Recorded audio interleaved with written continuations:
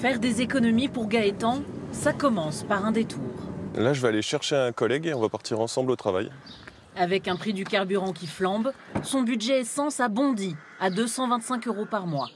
Alors il s'est mis au covoiturage pour aller au travail, à 50 km de son domicile. Je fais 500 km par semaine, ce qui fait un plein par semaine presque. Et depuis que je me suis mis sur l'application, j'ai gagné une soixantaine d'euros. Amortir le coût de ses trajets quotidiens ou faire son plein moins cher. C'est l'astuce de Laurent pour économiser sur ses 320 € d'essence mensuelle. Chaque matin, il écoute cette radio locale qui l'informe des bons plans de la région. S'il vous faut du gasoil, vous en trouverez pour 1,84 € le litre à la station de Sennecey-les-Dijon. Et quand la station se présente sur ma route, moi je m'arrête. À raison de 500 km par semaine, choisir la bonne station-service lui permet d'économiser une dizaine d'euros sur son plein. C'est un budget et c'est intéressant de faire attention quand même, parce qu'on roule pas mal. On arrive à gagner quand même quelques centimes, voire parfois des dizaines de centimes. Cécile, elle aussi, a vu le compteur s'affoler.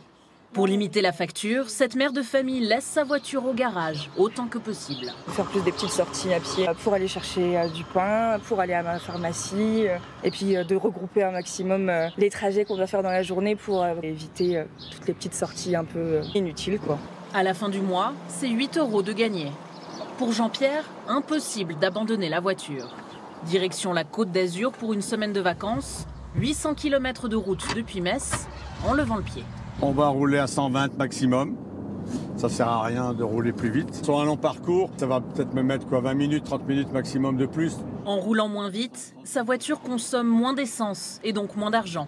20 € économisés sur ce trajet pour se faire plaisir au bord de la mer.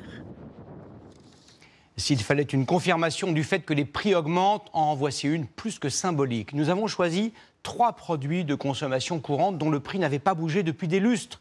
Ils vont tous augmenter. Le hamburger d'une célèbre marque, ainsi que l'eau en bouteille et le camembert les plus vendus en France. Les détails sur cette valse des étiquettes, Pierre Corieux, Tiffaine Leproux et Simon Humblot.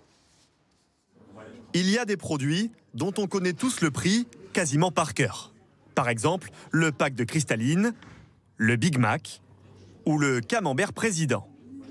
Ça, je connais le paquet, il est à 1,08 €. Le président, c'est 2 € et quelques. Cristalline, je dirais 99 centimes. Big Mac, 4,50 je crois.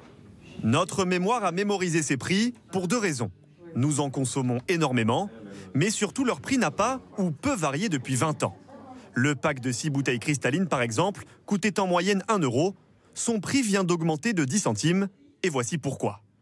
La hausse des coûts des transports, de l'énergie et l'envolée des cours des matières premières, notamment sur le plastique, ont contraint Cristalline de revoir son prix de vente. Même chose pour le camembert président. Aujourd'hui, il s'en vend 2 chaque seconde. Pour la première fois depuis 20 ans, son prix est passé de 1,50 € à 1,60 €. Et selon le groupe Lactalis, cela n'est pas encore assez. Pour pouvoir couvrir l'ensemble des coûts, pour bien rémunérer nos producteurs, il faudrait qu'ils soient aujourd'hui à 1,70 €. Mais le prix final reste fixé par la grande distribution. Autre produit connu, lui, dans le monde entier, le Big Mac. Tous ces ingrédients coûtent de plus en plus cher. Selon un cabinet européen, son prix de vente pourrait passer de 4,40 € à 4,83 € en France. L'entreprise n'a pas réagi à cette information.